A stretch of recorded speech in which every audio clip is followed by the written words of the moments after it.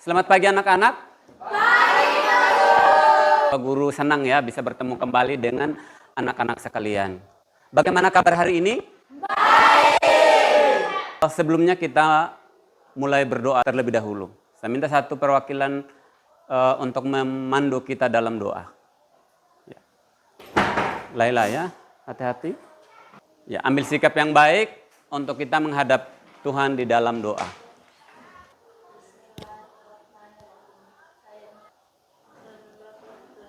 Ya, terima kasih sudah mengantar kita dalam doa. Pak Guru cek kehadiran dulu ya. Siapa yang tidak hadir hari ini?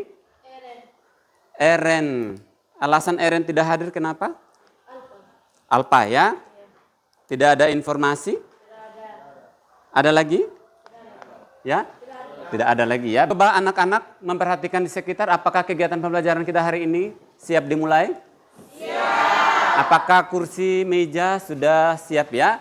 Di sini Pak Guru menyiapkan beberapa emotikon. Ada emotikon senang, bersemangat, penuh cinta, sedih, sakit, malas, dan mengantuk. Memilih salah satu sesuai dengan perasaan ya. Sesuai dengan perasaan anak-anak dalam mengikuti kegiatan pembelajaran hari ini. Ya mungkin tadi pagi datang dari rumah, ada yang kesal ya. Mungkin sedih karena tidak diantar atau lain sebagainya. Yang perasaannya senang, bersemangat, atau penuh cinta? Iya. Kalau perasaan sedih atau sakit, malas mengantuk. Kalau Yoman perasaannya bagaimana Yoman? Kelihatan Yoman murung dari tadi. Bagaimana perasaannya Yoman? Sakit. Ya, sakit apa Yoman? Pilek. Nah, di sini teman-teman kita punya teman yang sakit. Pernah tidak mengalami hal seperti ini? Nah, bagaimana kalau misalnya punya teman yang sakit? Apa empatinya kamu terhadap teman yang sakit? Ya? Menghibur orang yang sakit. Ada lagi yang lain? Memberikan semangat yang lain. Tindakan yang lebih tepat mungkin menawarkan obat atau menanyakan sakit apa dia. Oke, kita lihat sama-sama. Yoman, ada sakit apa? Pilek. Sudah minum obat? Belum. Tindakan apa yang kau lakukan kalau misalnya sakit atau pilek? Minum obat. Nah, minum obat kapan? Ya, sebentar pulang minum obat ya. Oke, tindakannya Yoman sebentar pulang masih bisa mengikuti kegiatan pembelajaran? Bisa ya. Oke, puji Tuhan bisa. Maka di sini sebelum kita mulai pembelajaran supaya lebih fokus ya. Karena di sini ada yang sakit, ada yang bahagia tapi tidak sepenuhnya. Maka Pak Guru memberikan solusi kita mindfulness untuk membuat kita lebih fokus dalam mengikuti kegiatan pembelajaran. Silakan ambil posisi yang bagus. Hentikan sejenak apa yang teman-teman lakukan ya. Ambil sikap yang baik. Amati apa yang Anda rasakan saat perut mengembang sebelum membuang napas.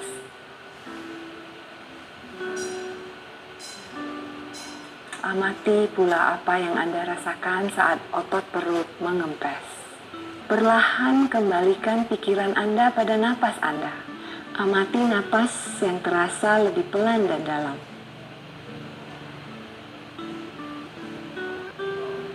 Amati tubuh yang terasa lebih rileks. Amati pikiran yang terasa lebih fokus. Amati pilihan-pilihan tindakan yang dirasa paling tepat untuk Anda lakukan saat ini. Latihan selesai. Bagaimana perasaan ketika melakukan teknik store? Apakah lebih fokus?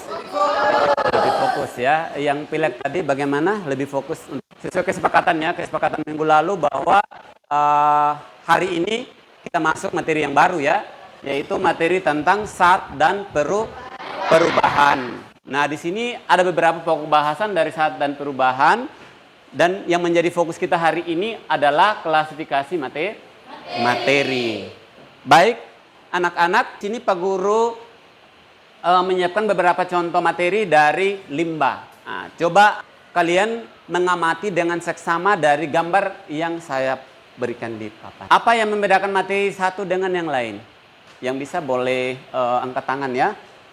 Terus bagaimana cara kalian mengelompokkan berbagai jenis materi atau benda agar lebih mudah dipelajari? Apa yang kalian lihat? Coba. Oke, silakan Laila. Benda apa yang dilihat Laila? kulit jeruk, ya. Iya, botol-botol bekas. Apa lagi? Mari. Yang lain. Engkau, Yoman.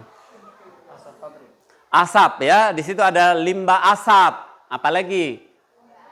Limbah cair. Apalagi? Limbah padat, ada besi. Apalagi? Ada. Nah, bagaimana caranya anak-anak membedakan atau mengelompokkannya untuk lebih mudah?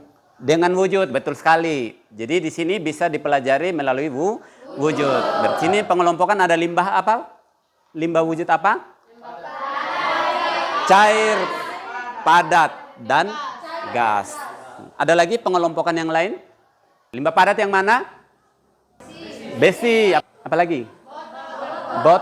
Botol bekas. Apa lagi? Kulit jeruk. Apa lagi? Itu ada besi. Dan anak-anak coba mengamati benda-benda di sekitar ruangan-ruangan ya. Dalam ruangan kelas itu ada apa? Meja, kursi, dan sebagainya. Di sini pengelompokan berdasarkan klasifikasi zat. Ada zat yang berbahaya, ada zat yang tidak berbahaya. Ada zat yang berasal dari organik dan ada zat yang berasal dari anorganik. Zat yang organik yaitu kulit jeruk. Zat anorganiknya apa? Botol-botol. Agar lebih memahami lagi terkait dengan contoh materi, maka anak-anak mari kita simak beberapa tujuan ya. Tujuan yang ingin kita capai pada hari ini. Anak-anak menyimak tujuan yang Pak Guru tampilkan di sini.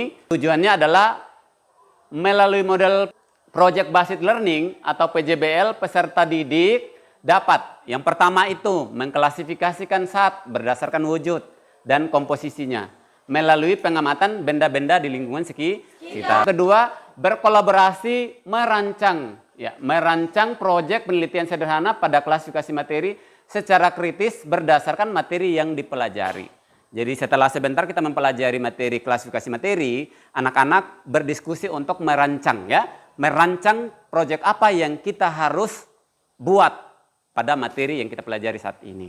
Dan yang ketiga itu menyimpulkan dan mempresentasikan data hasil penelitian klasifikasi materi secara mandiri.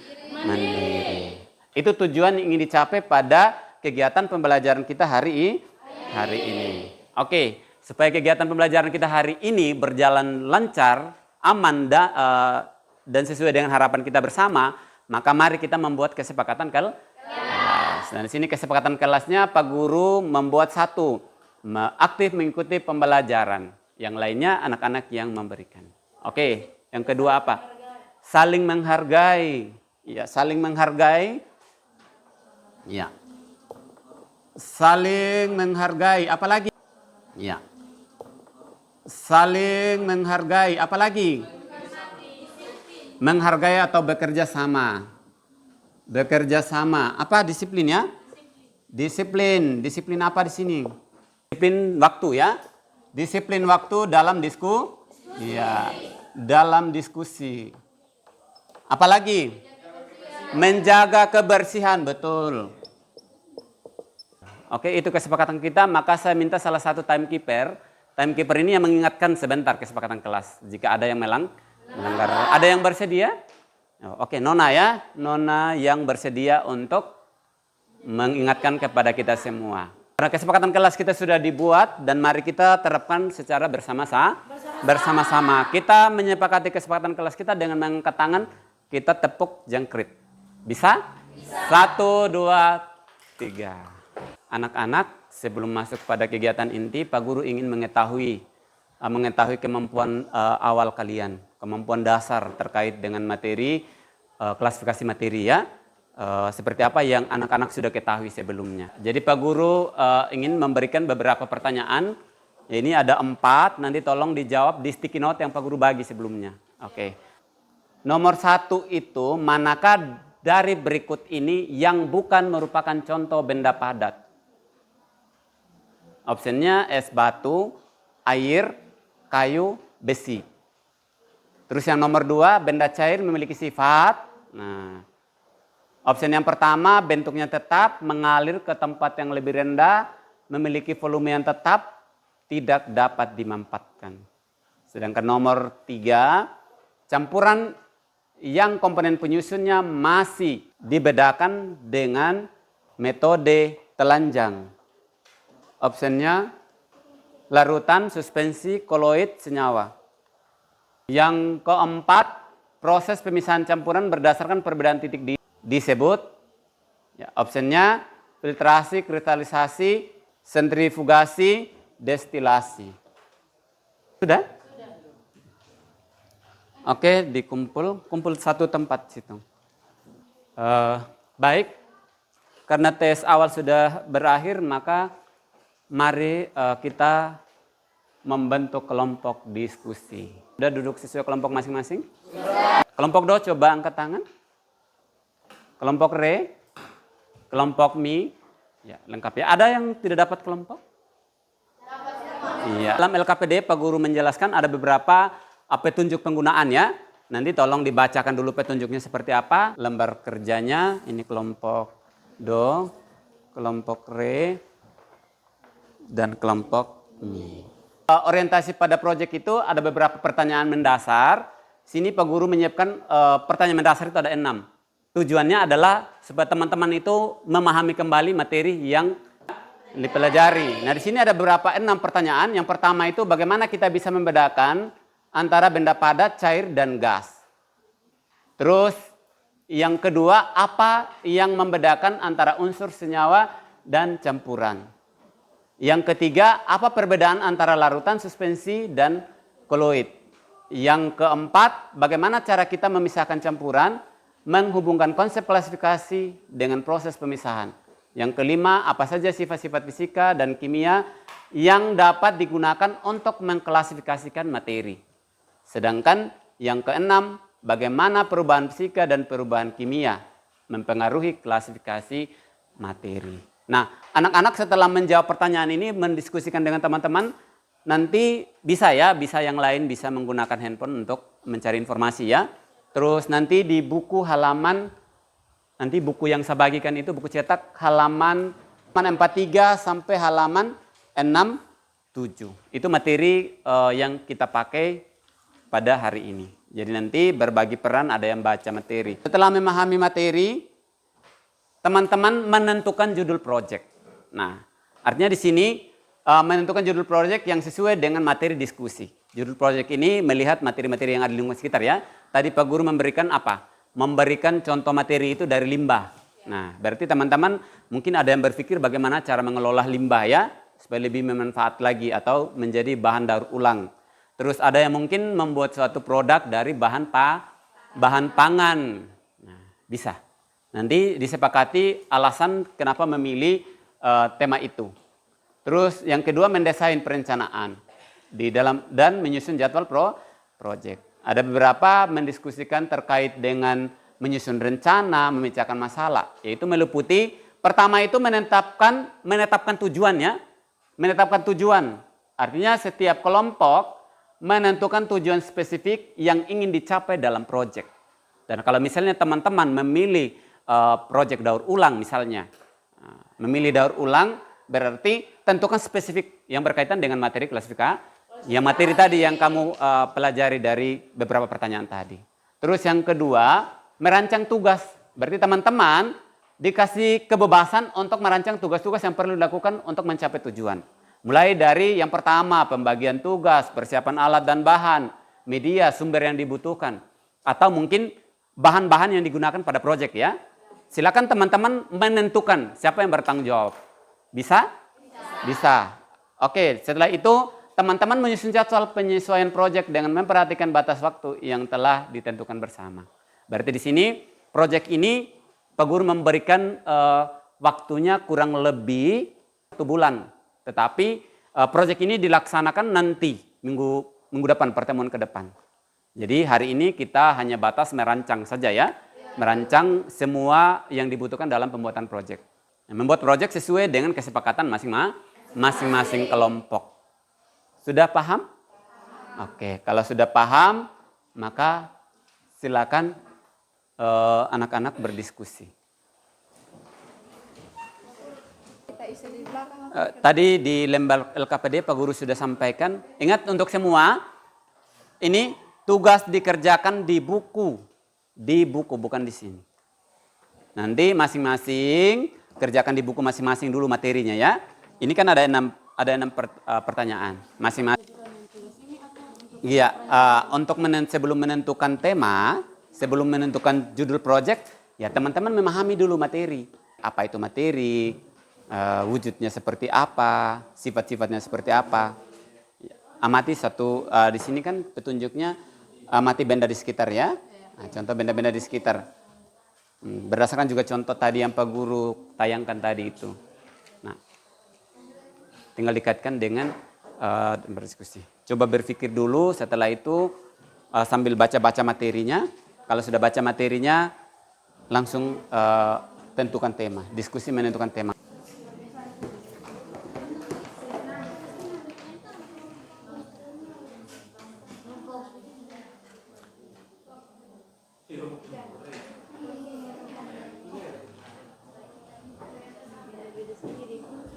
Bagaimana?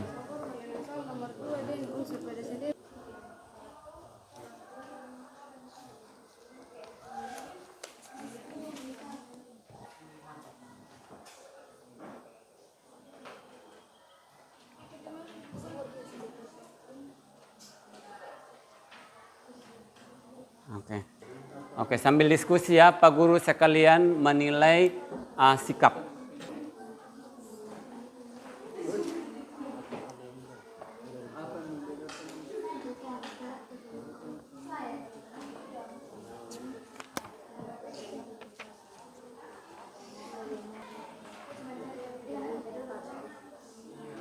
Bagaimana ini? Kenapa tidak kerja? Ya? Ini ada buku. Tadi di kesepakatan kelas kita bagaimana? Kesepakatan kelas yang pertama? Iya, berkolaborasi, terus aktif mengikuti kegiatan pembelajaran, ya? Ya. Ini ada. Tinggal bagi peran. Siapa ketua kelompoknya? Lila bagi kelompok supaya teman-teman semua aktif. Misalnya di sini nomor 1, 2, 3 cari informasi. Ya, sudah. Oke, tinggal bagi supaya lebih mudah ya, supaya waktu lebih hemat.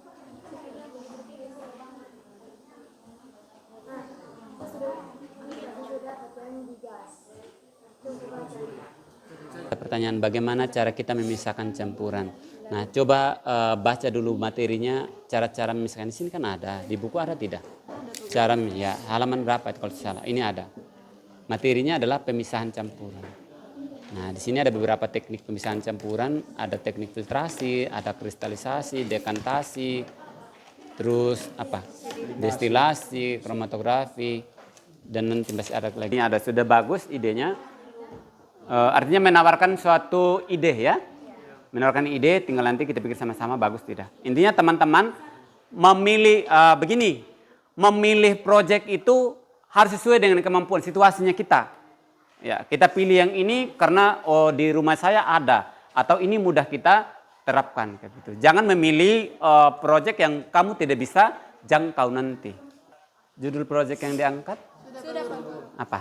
Coba. Tapi dari limbah jeruk nipis. Berarti di sini lebih memilih mendaur ulang ya? Limbah daun jeruk nipis. Kenapa tadi memilih? Karena kan ini di lingkungan sekitar nih kita di warung-warung yang tidak terpakai. Berarti kamu melihat situasional ya, lingkungan sekitar ada jeruk nipis. Kenapa memilih itu untuk materi kita hari ini? Ini jeruk nipis itu kan kalau kita pakai untuk aromaterapi itu Ya, di pakai lilin kan jadi ini aroma dari jeruk nipis itu bisa menghilangkan stres. berarti kamu lebih memilih jeruk nipis berdasarkan kandungan kimianya. Iya, Pak Guru. Ya, berarti kandungan kimia salah satunya apa tadi? Aromanya yang khas, terus apa lagi? Bisa menghilangkan stres, betul sekali. Apalagi? Lebih mengambil bahan pangan. Iya, bahan pangannya apa? Kita pakai kelapa. Kelapa atau cengkeh? Mana? Oh, memilih kelapa ya? Visi. Oh iya. Berarti ini dua-duanya sepakat lagi ya?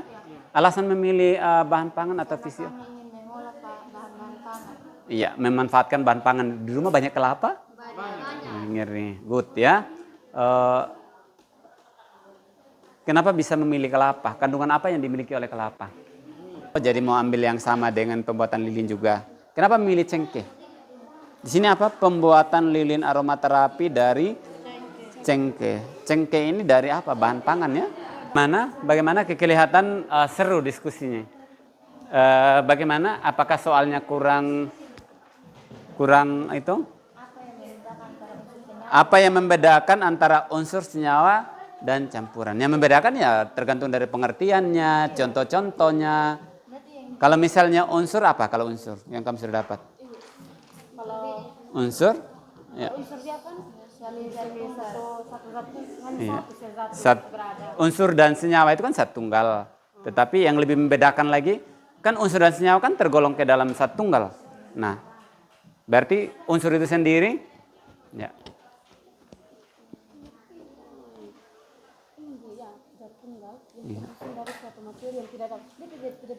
Iya, berarti satu tunggal. Unsur adalah satu tunggal yang tidak dapat diuraikan lagi menjadi satu yang lebih sederhana.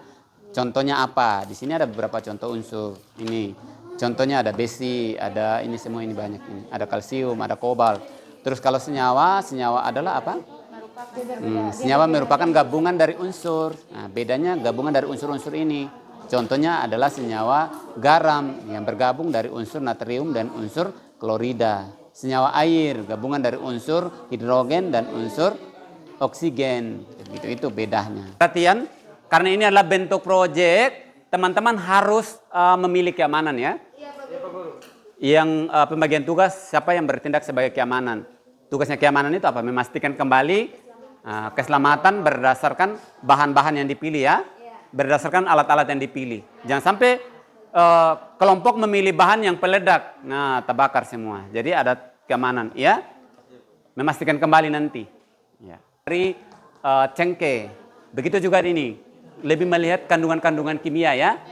Kandungan-kandungan kimia dari bahan yang kamu pilih, sifat-sifatnya seperti apa. Ya. Begitu juga ini. Nanti lebih ke kandungan-kandungan kimia dari kulit jeruk ya. Tepuk semangat. Ding ding ding. Dung dung dung.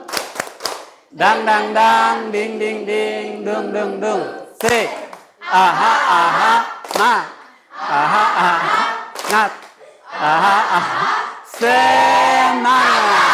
Untuk diskusi kita sudah selesai, maka Pak Guru ingin memastikan kembali, mengkonfirmasi diskusinya teman-teman. Waktu konfirmasinya satu orang itu kelompok ini 5 menit, 5 menit, 5 menit ya. Terima kasih atas kesempatan yang diberikan kepada kami kelompok DO. Kami mengangkat proyek membuat produk olahan dari bahan dasar pangan yaitu cengkeh dengan judul pembuatan lilin aromaterapi dari cengkeh. Selamat pagi Pak Guru dan teman-teman. Iya, Terima kasih selamat atas waktu pagi. yang diberikan kepada kami yakni kelompok RE. Saya mewakili kelompok RE untuk mengkonfirmasi hasil diskusi kami.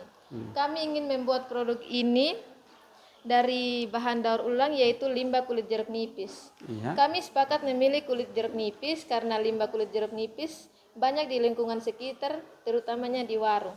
Iya. Manfaat dari kulit jeruk nipis, aromanya yang khas, menghilangkan stres, aromanya yang tahan lama. Judul yang kami angkat adalah pembuatan lilin aromaterapi dari limbah jeruk nipis. Iya. B. Tujuan spesifik yang dapat dicapai pada proyek ini. Yang pertama, mengidentifikasi jenis materi. Dibagi atas 3 bagian. Zat murni, zat campuran, dan perubahan fisika. Yang kedua, memahami sifat materi dibagi atas 2 bagian, yaitu sifat fisika dan sifat kimia. Iya.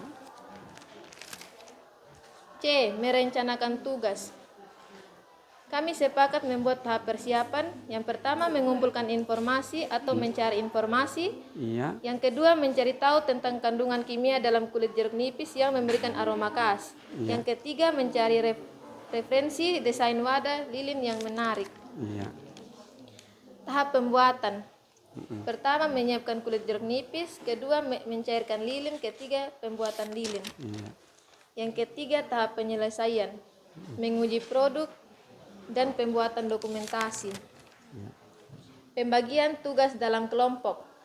Tim riset diberikan kepada Michael dan Irma. Tim produksi diberikan pada Sansa dan Gauden, tim desain diberikan pada Alifa, tim dokumentasi kepada Ayu, tim keamanan kepada Yanto. Iya. Kami juga sepakat membuat jadwal proyek pembuatan lilin aromaterapi. Minggu pertama hari Rabu, rapat pertama pembentukan kelompok menentukan peran dan pembuatan rencana awal. Iya. Kamis, kami sekelompok berdiskusi sepakat mengambil 5 kulit jeruk pada Kamis sore. Iya. Jumat, riset mencari informasi tentang jenis lilin minyak esensial dan teknik pembuatan. Tim produksi menyiapkan bahan-bahan. Iya. Minggu kedua, hari Rabu, Kamis akan melakukan proses pembuatan lilin. Minggu ketiga, pada hari Jumat, berikutnya tim desain akan merancang label produk di hari Jumat. Tim dokumentasi akan menyusun laporan dan presentasi kelompok. Jadi kami sekelompok sepakat akan melakukan presentasi pada minggu ketiga hari Rabu. Iya. Mungkin hanya sampai di sini hasil diskusi kami. Jika ada salah kata kalimat yang tidak berkenan di hati, mohon dimaafkan. Sekian dan terima kasih. Oke. Ini kelompok yang sangat luar biasa ya. Lengkap tadi sampai pembagian tugas, ada tugas-tugas masing-masing. Berarti menurut Pak Guru sudah pahami tugas masing-masing ya? Oke, tadi tim dokumentasi yang Pak Guru belum ngek, nanti lebih jelaskan lagi ya. Mungkin tim dokumentasi ini pengambilan gambar atau pembuatan laporan ya. Ya, perhatikan lagi sistematikanya nanti. Selamat pagi Pak Guru, selamat pagi teman-teman. Terima kasih atas kesempatan Iya, yang pagi. diberikan kepada kami, yaitu kelompok mie. Kami ingin membuat produk olahan dari bahan-bahan pangan, yaitu kelapa. Judul proyek pembuatan HCO dengan metode fermentasi. Tujuan spesifik yang dapat dicapai proyek ini, yang satu, kami dapat mengenal zat murni dan campuran. Dua, kami menerapkan konsep klarifikasi materi. Tiga, kami dapat mengenal sifat-sifat materi, contohnya perubahan fisika, perubahan kimia, dan perubahan sifat-sifat minyak.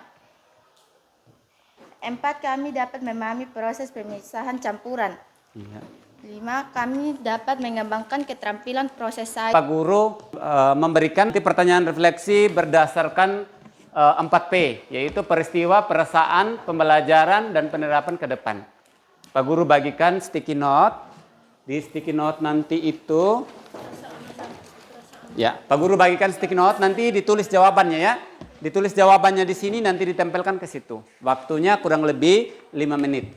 P yang pertama itu, peristiwa, ceritakan pengalaman Anda mengikuti pembelajaran hari ini. Awasi pengalamanmu.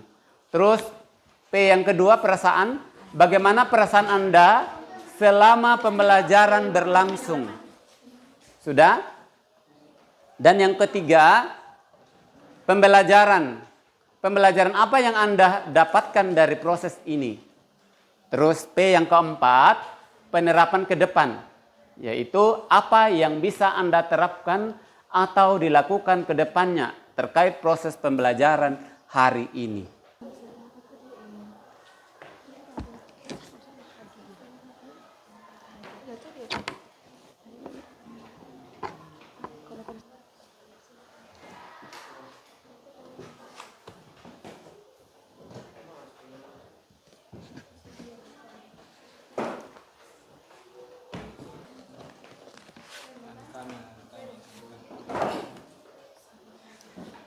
Oke, mari kita lihat ya, kita sama-sama lihat refleksi dari beberapa teman. Ya, di sini refleksinya sangat bagus. Dengan berakhirnya refleksi, maka kegiatan kita hari ini sampai di sini. Dan Pak Guru ingatkan pertemuan minggu depan memastikan kembali kesiapan untuk pembuatan proyek ya. Minggu depan itu kita membawa proyek. Nanti kalau misalnya rumah yang jauh, tolong nanti bawa, kalau misalnya bawa alat bahannya itu bawa sebelum bisa. Nanti memastikan atau mungkin dikumpul di teman punya rumah yang bisa dijangkau ya. Ya, pastikan sebelum hari H. Mungkin itu saja dari saya. Ada yang mau ingin ditanyakan, disampaikan? Ada? Tidak ada ya?